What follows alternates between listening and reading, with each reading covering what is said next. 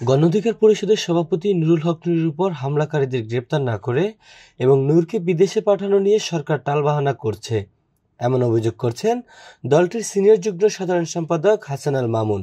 আজ বৃহস্পতিবার সকালে ঢাকা মেডিকেল কলেজ হাসপাতালের সামনে গণমাধ্যম কর্মীদের সঙ্গে কথা বলেন গণ অধিকার পরিষদের নেতারা।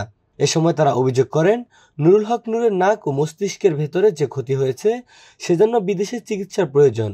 ঢাকা মেডিকেল কলেজ হাসপাতালে যে চিকিৎসা হচ্ছে তাতে সন্তুষ্ট হলেও দীর্ঘমেয়াদী চিকিৎসার জন্য তাকে বিদেশে নেওয়া প্রয়োজন। সরকার এই ব্যাপারে আগ্রহ দেখালেও বাস্তবে কোনো পদক্ষেপ নিচ্ছে না। একই সঙ্গে নূরের উপর হামলাকারী সেনা সদস্যদের গ্রেপ্তারে সরকার টালবাহানা করছে বলে অভিযোগ করেন তারা। এর আগে বুধবার 10 সেপ্টেম্বর বিকেলে ঢাকা বিশ্ববিদ্যালয় কেন্দ্রীয় ছাত্র সংসদ ডাকসু ও হল সংসদে বিজয়ীদের শুভেচ্ছা জানান ডাকসুর সাবেক ভিপি নুরুল হক নূর। গত 29 আগস্ট রমনার বিজয়নগর এলাকায় জাতীয় পার্টি ও গণ অধিকার পরিষদের মধ্যে সংঘর্ষের ঘটনায় গুরুতর আহত হন নূর। এরপর আহত অবস্থায় তাকে ঢাকা মেডিকেল কলেজ হাসপাতালে নিয়ে আসা হয়। বর্তমানে সেখানেই তার চিকিৎসা চলমান রয়েছে।